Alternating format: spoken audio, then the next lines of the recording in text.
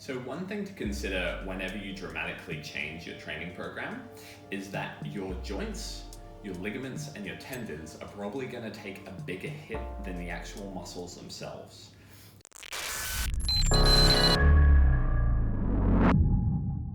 So this happens a lot when people start going running all of a sudden.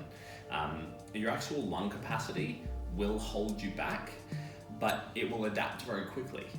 Your joints, knees, ankles, and the ligaments and tendons around those structures will take a lot longer to adjust. This is why you get a lot of people getting shin splints, bad ITP problems, or more likely they just knees start to hurt and break down. So keep in mind that the rate that you can progress is not necessarily going to be limited by how dedicated you are. It's also going to be a lot genetically dictated. So we're going to go through a couple of things today just to make sure that wrists, ankles, kind of fingers and toes are looked after.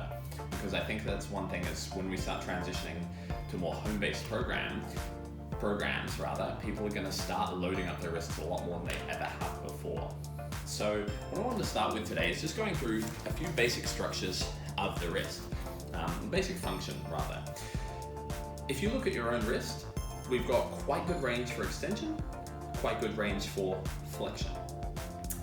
In that neutral position, we do have quite a lot of rotation we can generate from the wrist. Sorry, not a huge amount, but we can get a pretty good range there, right? If we take that wrist joint and we move it back into extension, we get almost no rotation. Same thing, go down to flexion, nothing there. The first thing that people do when they start trying to get better at push-ups, to go back on the wrist, let their elbows come out wide, and start aggressively loading that range. It's one of the easiest ways to give yourself wrist problems, and a lot of people do it. So I just want to make sure that when you are practicing your push-up positions, make sure that the angles that you're setting up on are conducive to not forcing a bad range through there, and they're actually supporting quite a nice range for the wrists. So in this position here, lengthening the body out, I want you to make sure the wrists come back behind you.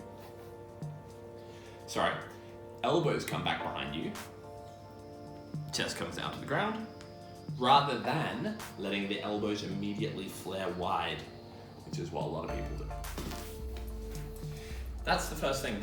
Every time you do a movement, whether it's some yoga, Pilates, or just getting down and do push-ups, make sure that we're supporting a nice conducive angle at that wrist. So give it a crack.